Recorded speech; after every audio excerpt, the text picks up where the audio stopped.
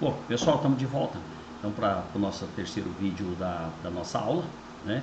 Vamos retomar aqui no item 6, que é a classificação quanto ao conteúdo ideológico. Essa classificação aqui é de André Ramos Tavares. Antes, deixa eu fazer uma observação com relação à aula anterior.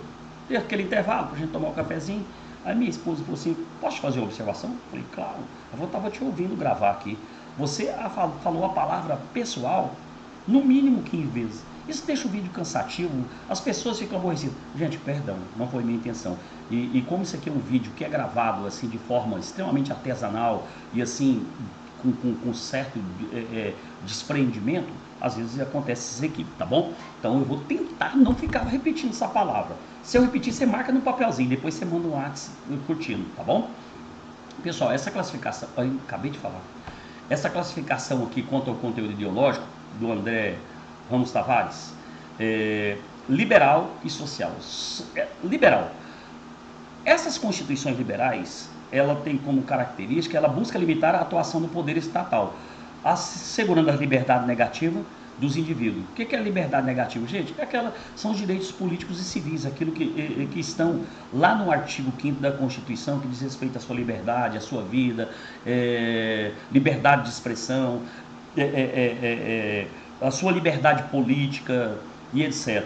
Tá? Pode ser identificado como as constituições garantia, sobre as quais ali está escrito, nós já estudamos, né? Mas é porque está uma inversão do idade, nós vamos falar sobre ela lá na frente, sobre Constituição de Garantia. Tá? Então veja bem, e as constituições sociais são constituições que atribuem ao Estado a tarefa de ofertar as prestações positivas ao indivíduo, buscando a realização da igualdade material e a efetivação dos direitos sociais. Tá? Ou seja, aqui é a nossa Constituição, ela é uma Constituição social. Por quê? Ela, além de garantir, lá no artigo 5º, os direitos e as garantias e liberdades individuais, garantias os políticos individuais, que é ligado aos ideais da Revolução Francesa de liberdade, tá? Ela também busca lhe otorgar algumas normas de conteúdo de igualdade material e efetivação dos direitos sociais. Isso principalmente são as chamadas constituições programáticas, em que ela diz que não basta o Estado garantir a sua estruturação e essas garantias individuais. Ele tem um pouquinho além. Ele tem que proporcionar para aquele povo que vive naquele território um bem-estar social. A pessoa tem que ter direito à habitação, saúde, lazer, moradia. Tá certo, pessoal? Então, esta é a característica, essa é a classificação do André Ramos Tavares. Vamos mudar a expressão agora para a moçada do bem. Tá? Essa classificação quanto ao modo de elaboração. Tá? Gente, primeiro, são escritas tendo sido elaboradas por um órgão constituído para essa finalidade. Segundo os dogmas ou valores reinantes num determinado momento. Então, dogma vem de valores, verdades fundantes, ou seja, essas questões dogmáticas, como é o caso da brasileira, né, ou sistemáticas, elas sistematizam os valores daquele momento, tá certo? E elas subdividem em ortodoxas e heterodoxas. O que é ortodoxa? São as constituições que refletem uma só ideologia. E as heterodoxas, também chamado de ecléticas. Quando as suas normas contemplam no texto constitucional ideologias distintas, como é o caso da brasileira. Ela é dogmática, eclética, dogmática, heterodoxa, porque aqui existe a pluralidade política, aqui existe uma finalidade de corrente ideológica, o que é muito bacana. Isso traduz de uma certa maneira a pluralidade de um determinado povo. Beleza, moçada? Essas são as constituições dogmáticas ou sistemáticas. Ortodoxa, uma só ideologia. Opa, só aqui, só socialista, só comunista, só capitalista. Só uma forma de pensar, só uma forma de heterodoxa. Eclética, permite essa convivência bonita e maravilhosa das diversas formas de pensar. E histórica, pessoal, histórica, elas são também chamadas costumeira. Elas são não escritas. são criadas lentamente com as tradições, sendo uma síntese dos valores históricos consolidados pela sociedade, certo? São por isso mais estáveis que as dogmáticas. Porque a dogmática, quando ela traduz aquele momento naquele papel, ela tem que ser constantemente reformada.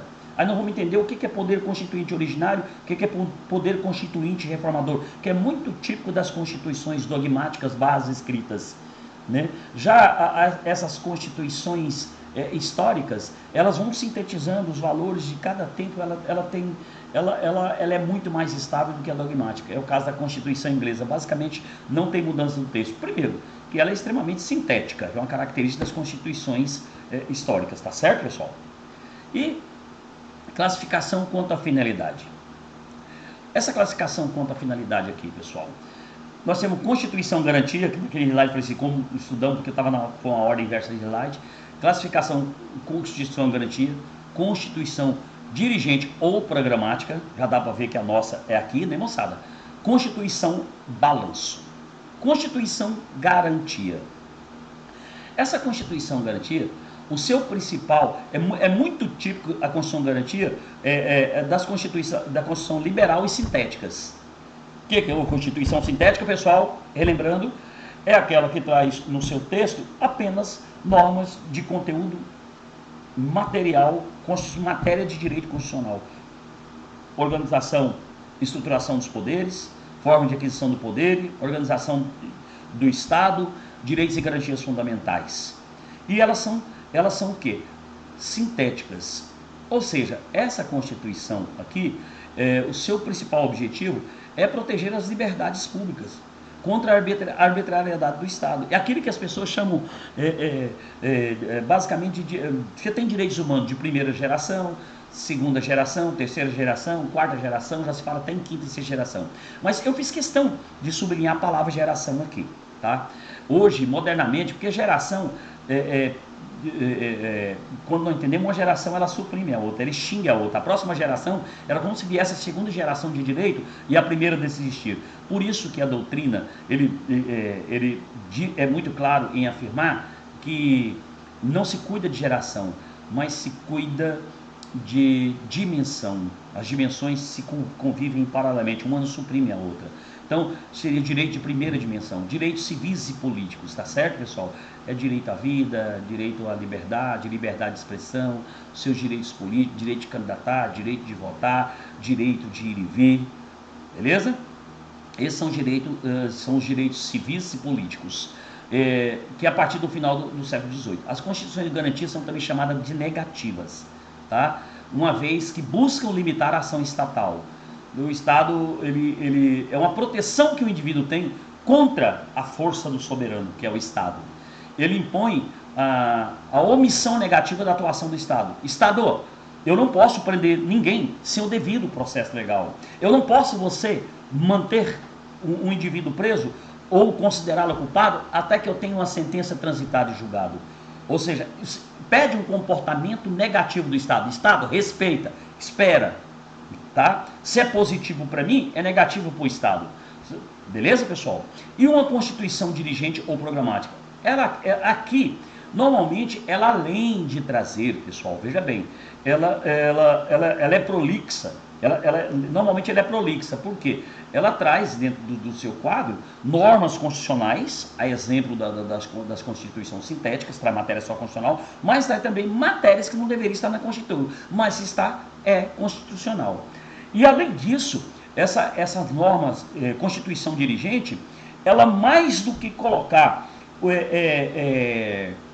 impedimentos, omissão para o Estado, com relação aos direitos civis e políticos, são os direitos e garantias fundamentais, ela traz também uma outra modalidade de direito e garantia fundamental, que são direitos de segunda geração, que é a liberdade, a igualdade, né? A igualdade formal e etc. É aquela que traça diretrizes que devem nortear o Estado, ou seja, Estado, além de você estar estruturado, de ter todo esse portfólio de garantias, você tem que trazer um bem-estar.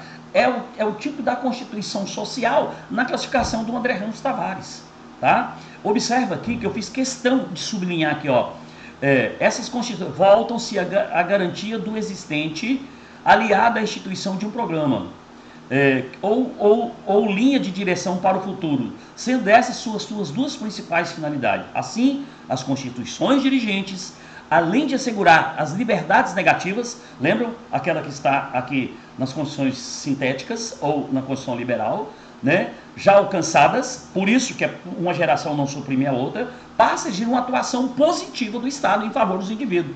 Então você tem que garantir saúde, habitação, moradia e lazer. Para isso, o Estado, olha, você vai criar vamos criar uma regra que protege as pessoas nas relações de consumo. Aí tem que criar o Código de Defesa do Consumidor. Olha, o salário mínimo, ele tem que dar no mínimo para isso, para aquilo, para aquilo. Olha, Estado, você tem que cuidar do meio ambiente. Aí se coloca lá o quê? Matéria de direito ambiental. Ou seja, isso aqui é típico das constituições socialistas, tá? E analíticas. Beleza, pessoal? E a Constituição Balanço. Constituição Balanço, na verdade, ela é uma Constituição que ela procura refletir um determinado tempo, né? Ela é muito típica lá da União Soviética ou dos Estados socialistas. Constituição Balanço é aquela que visa reger o ordenamento jurídico do Estado durante um certo tempo, nela estabelecido. Ou seja, ela seria quase que você buscar a ideia lá do Ferdinand Lassalle, ou seja, ela analisa aquela estrutura real de poder naquele determinado momento, e aí, se ela não coincidir mais com isso daqui, ela vai ser adaptada, né? Transcrito esse passo, elaborar uma nova Constituição. Ou seja, seria essa Constituição Balanço, seria quase que, efetivamente, eu não tinha parado para pensar sobre esse assunto, mas analisando a concepção da Constituição lá do Ferdinand Lassalle, sociológica, né, da estrutura real de poder, que ele diz que você tem, na verdade, uma estrutura real de poder e você tem um papel escrito. Né? Então, o balanço seria isso. Quando eu fiz essa Constituição escrita, é porque ela correspondia a esses fatos sociais. Só que, conforme essas forças que estruturam o poder, os seus atores, eles vão mudando essa forma de raciocinar, de equilibrar esse direito, ela num determinado momento essa Constituição fica em desacordo. E você faz essa mudança para transformar essa Constituição em ideal. Acho que é um pensamento extremamente válido e explicativo, tá, pessoal? Ou seja, ela vai adaptar a nova realidade. É uma Constituição típica dos regimes socialistas. Podendo ser educado a Constituição de... Olha esse número aqui, pessoal. 1924. É 1800... Ah, não, perdão. É 1924, que é da Constituição Soviética. 1924, 36, etc. Também chamada de Constituição Registro. Essas constituições descrevem registro do estágio da sociedade. Era como se fosse uma grande ata daquilo ali. Essa é a Constituição Balanço. Beleza, moçada? Talvez eu não poderia ter encontrado algo melhor para exemplificar isso. Viu a moçada de novo que eu repeti? Eu tenho que efetivamente policiar. E tem essa classificação aqui quanto à correspondência com a realidade. Essa aqui é daquele moço ali, ó. Eu tenho uma dificuldade para falar esses nomes aqui. Karl Lowenstein. Que chique, moçada. Quanto à correspondência à realidade política e social, é uma classificação ontológica, o ser enquanto ser. As constituições se dividem em normativas, nominativas, semânticas. Tá, pessoal? Observe. Constituição normativas regulam efetivamente o processo político do Estado por corresponder à realidade política e social, ou seja, limitam de fato o poder. É um texto plenamente eficaz e seguido à risca. Eis que fica evidente a sintonia daqueles que estabeleceu o texto normativo e o que acontece no mundo fático. Vocês percebem que aqui nessa Constituição normativa ela mistura um pouquinho da concepção do Adam Smith do Ferdinand Lassalle, a concepção sociológica e a política lá do Carl Smith. Observe o seguinte, olha só que legal isso daqui. Normativo, regula efetivamente o processo político do Estado, que corresponde à realidade política e social, ou seja, a estrutura real de poder. Quando eles chegam e montam aquele documento, traduz nesse texto efetivamente aquilo ali e as pessoas vão seguir à risca. Eis que fica evidente a sintonia daqueles que estabeleceram o texto normativo e o que acontece no mundo fático. Ou seja, aqui dizendo que aquele poder político, ele registra aquilo ali e ele é seguido à risca. Isso aqui, na verdade, é uma tendência muito mais à Constituição política lá do Carl Smith, não é isso? Beleza? É do Carl Smith, efetivamente. E essa Constituição, ela é obedecida. E também não deixa de ter, de ser aquela quase que uma concepção. Obedeça essa Constituição aqui. Beleza, moçada? E as nominativas? Buscam regular o processo político do Estado, mas não conseguem realizar esse objetivo, por não atender à realidade social. São constituições prospectivas que visam um dia a sua concretização, mas que possuem aplicabilidade. Aqui ela tem um pouquinho já lá voltando a sociológica, né? Tenta realizar um objetivo para atender, mas não consegue realizar esse objetivo por não atenderem à realidade social. Ou seja, ela passa nesse segundo momento ser apenas um texto de papel. No primeiro momento, quando ela é feita, é o aspecto sociológico, ela traduz no papel a estrutura, o aspecto sociológico dela. E no segundo momento, ela perde essa característica, passa a ser um amontoado de papel. São constituições prospectivas que visam um dia a sua concretização, mas que não possuem aplicabilidade. Porque aqui, isso daqui é a cara da teoria da Constituição Sociológica do Fernando Lassalle, mas que não possuem aplicabilidade, ou seja, acaba se transformando num amontoado de papel. Lembram disso? Eu estou fazendo questão, a semântica. Depois eu vou dizer, e a nossa? A nossa é normativa ou nominativa? Nós vamos falar sobre isso agora. Aqui, deixa eu já me permitir adiantar. O que acontece? Normativa e nominativa. E afinal de contas, a nossa regula efetivamente o que corresponde à realidade política e social e que limita de fato o poder? É verdade. É um texto plenamente eficaz, seguido à risca. Eis que fica evidente a sintonia daquele que estabeleceu. Alguns doutrinadores falam que a nossa é normativa. Outros dizem que não. Que na verdade ela quer ser isso aqui, mas no fundo ela é esse daqui. Que tem muita coisa que é desobedecida. E aí fica uma reflexão nesse ponto. Nós vamos encontrar doutrinadores dessas duas vertentes, mas a maioria nós vamos ver qual que é a posição dela agora. E semântica? Não tem por objetivo regular a política estatal. Visa apenas formalizar a situação existente do poder político em benefício de seus detentores. Exemplo, Constituição 37 de 1967. Ou seja, pessoal, na verdade é aquilo que chama de Constituição de fachada. É uma Constituição que engana, tá? Ela, na verdade, o que ela quer é apenas regulamentar o exercício de um poder ditatorial, de um poder que não tem a legitimidade do povo, de um poder outorgado, tá? São constituições de fachada, que na verdade elas não existem. E aí, visa apenas uma situação existente, como foi o caso aqui da emenda constitucional de 1969 pelo regime militar, a Constituição de 37 ditada por Vargas e a de 67 pelo regime militar. Beleza, pessoal? Vamos fazer agora uma classificação geral da Constituição brasileira? Vamos. Olha aqui, esse macete não é meu, tá, pessoal? Constituição. Ela é formal. Por que ela é formal? Porque ela traz no seu texto normas que não é de conteúdo constitucional. Ela traz muito, muito além da regulamentação do Estado e das garantias de direitos individuais da tripartição de poderes. Ela traz outras regras, por isso que ela é formal. Ela é rígida? Sim, ela é rígida. Cuidado com a classificação do Alexandre de Moraes, super rígida, mas é do Alexandre de Moraes. Ela é rígida por quê? Porque ela passa para mudar a Constituição. Nós precisamos ter um projeto de emenda à Constituição, lá do artigo 60. Ela é difícil, ela tem um projeto de mudança mais rigoroso do que uma lei comum, do que uma lei complementar, do que uma lei ordinária. Tá certo, pessoal? Ela é escrita, óbvio, e é escrita na modalidade o quê? Ela é escrita na modalidade codificada, num único documento. Ela é eclética? É eclética. Por quê, pessoal? Ela conforme... ela é eclética porque aqui ela traz diversas correntes ideológicas, né? Ela traz diversas correntes ideológicas. E ela é uma Constituição plural. E dogmática? Dogmática porque ela procura trazer aqui os valores do povo em determinado momento, coloca como verdade jurídica.